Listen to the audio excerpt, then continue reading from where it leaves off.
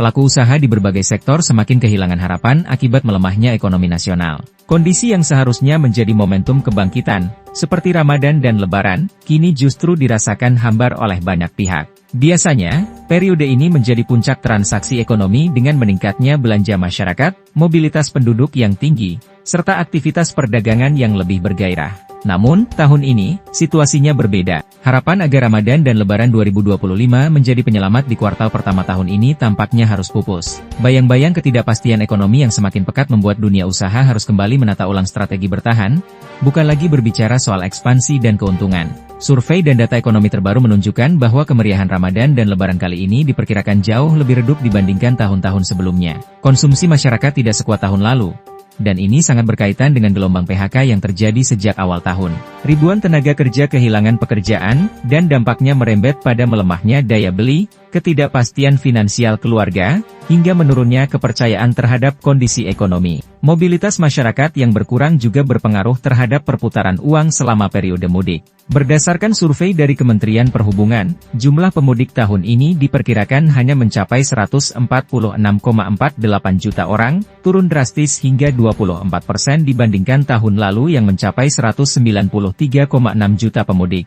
Angka ini menunjukkan bahwa banyak orang akhirnya mengurungkan niat untuk pulang kampung, baik karena keterbatasan finansial maupun ketidakpastian ekonomi yang masih membayangi. Dampaknya tentu terasa di sektor-sektor yang biasanya mengalami lonjakan permintaan, seperti transportasi, akomodasi, kuliner, serta sektor usaha kecil dan menengah yang bergantung pada arus mudik dan belanja lebaran. Perputaran uang selama Idul Fitri tahun ini pun diperkirakan mengalami penurunan. Jika pada Lebaran 2024 lalu transaksi ekonomi mencapai 157,3 triliun rupiah, tahun ini diprediksi hanya mencapai 137,9 triliun rupiah. Bahkan, jika diasumsikan rata-rata pengeluaran keluarga sedikit meningkat menjadi 4 juta rupiah, maka potensi perputaran uang paling tinggi diperkirakan hanya menyentuh 145 triliun rupiah.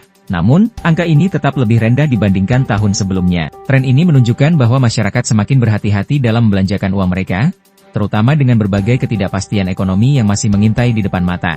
Beberapa faktor utama yang menyebabkan penurunan jumlah pemudik tahun ini cukup kompleks. Salah satunya adalah jarak antara libur Natal dan Tahun Baru dengan Idul Fitri yang terlalu dekat, sehingga banyak orang yang sudah berlibur pada akhir tahun lalu memutuskan untuk tidak bepergian kembali saat Lebaran. Selain itu, tekanan ekonomi yang semakin tinggi membuat masyarakat lebih memilih untuk menabung ketimbang mengeluarkan uang untuk perjalanan mudik. Menjelang tahun ajaran baru, banyak keluarga yang lebih mengutamakan pengeluaran untuk biaya pendidikan anak daripada perjalanan mudik yang membutuhkan biaya besar. Gelombang PHK yang masih berlangsung juga turut memengaruhi keputusan masyarakat. Dengan semakin banyaknya pekerja yang kehilangan pekerjaan, daya beli pun semakin merosot. Keadaan ini diperparah oleh harga kebutuhan pokok yang tidak stabil serta kondisi cuaca yang kurang mendukung, yang membuat sebagian masyarakat enggan untuk melakukan perjalanan jauh. Bank Indonesia telah menyiapkan uang layak edar sebesar 180,9 triliun rupiah untuk memenuhi kebutuhan selama Ramadan dan Lebaran 2025.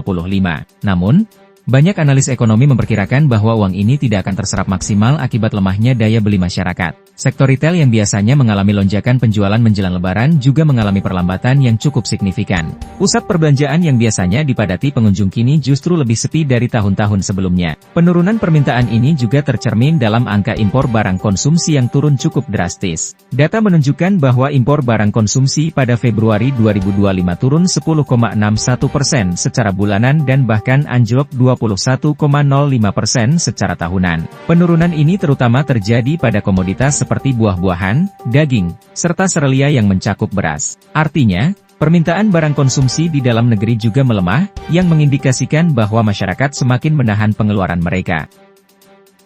Menurut ekonom dari Sekolah Vokasi UGM, Yudhistira Hendra Permana, tren konsumsi yang menurun ini merupakan dampak dari berbagai faktor ekonomi yang kurang menguntungkan. Deflasi yang terus berlanjut, depresiasi nilai tukar rupiah, melemahnya indeks harga saham, serta lonjakan harga emas menjadi beberapa indikator bahwa kondisi ekonomi nasional sedang dalam tekanan besar. Dalam situasi seperti ini, daya beli masyarakat menjadi faktor utama yang harus diperhatikan. Pemerintah sebenarnya telah mengeluarkan sejumlah stimulus fiskal untuk meningkatkan konsumsi selama Ramadan dan Lebaran, seperti diskon tiket pesawat, potongan tarif tol, serta pencairan tunjangan hari raya bagi pegawai negeri. Namun, stimulus ini lebih banyak dirasakan oleh kelompok menengah ke atas, Sementara masyarakat dengan ekonomi lemah justru masih kesulitan mendapatkan bantuan sosial. Banyak program bantuan yang mengalami keterlambatan pencairan, atau bahkan dipotong karena keterbatasan anggaran. Ini menjadi pukulan berat bagi masyarakat kecil yang bergantung pada bantuan pemerintah untuk bisa bertahan dalam kondisi sulit seperti sekarang. Padahal,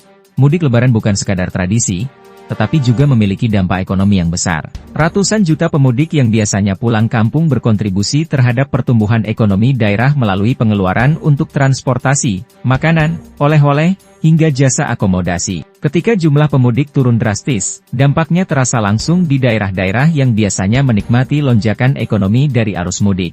Ini tidak hanya merugikan pelaku usaha kecil dan menengah, tetapi juga berdampak pada perputaran uang secara nasional. Dalam kondisi seperti ini, pemerintah seharusnya lebih sigap dalam merancang kebijakan yang benar-benar berpihak kepada rakyat. Kegagalan dalam menjaga daya beli masyarakat hanya akan memperburuk kondisi ekonomi yang sudah tertekan. Kebijakan fiskal yang ada saat ini belum cukup efektif untuk mendorong konsumsi masyarakat kelas menengah ke bawah. Alih-alih memberikan insentif kepada korporasi besar, pemerintah seharusnya lebih fokus pada kebijakan yang bisa langsung dirasakan manfaatnya oleh masyarakat luas, seperti subsidi harga bahan pokok, bantuan tunai langsung, serta program pemulihan UMKM. Pemerintah harus segera menyadari bahwa ekonomi nasional tidak bisa hanya bergantung pada sektor formal dan investasi skala besar. UMKM dan konsumsi rumah tangga masih menjadi tulang punggung perekonomian, dan jika daya beli masyarakat terus melemah, maka dampaknya akan lebih luas dan berkepanjangan. Jika langkah konkret tidak segera diambil, maka bukan tidak mungkin kondisi ekonomi akan semakin memburuk di bulan-bulan mendatang.